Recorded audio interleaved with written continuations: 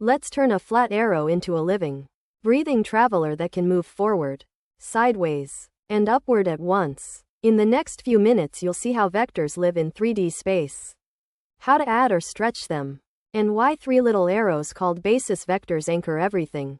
First we'll pin down what a vector is, then place it on XYZ axes, play with addition and scalar multiplication, and finish by meeting the basis vectors that form our grid.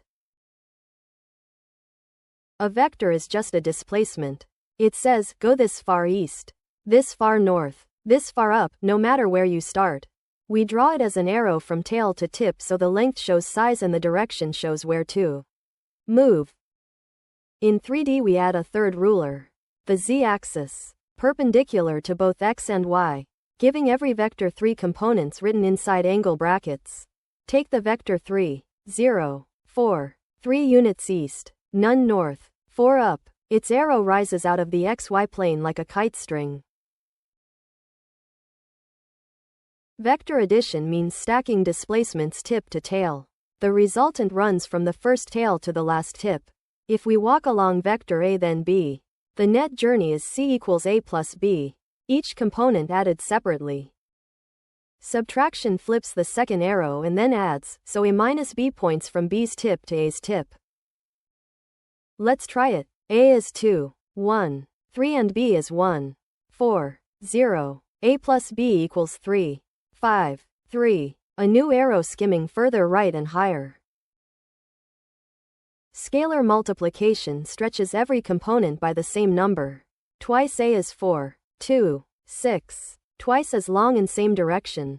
Multiply by -1 and the arrow flips 180 degrees, still on the same line. Basis vectors are the 3-unit long rulers I hat, j hat, k hat pointing along x, y, z. Every vector is just a weighted sum of them.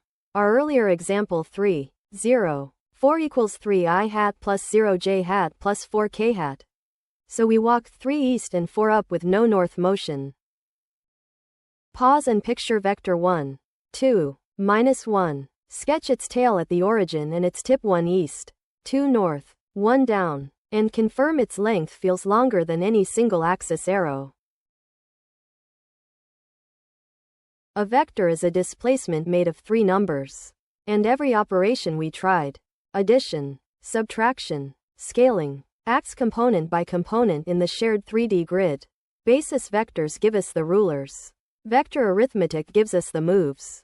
Together they let us steer anywhere in space.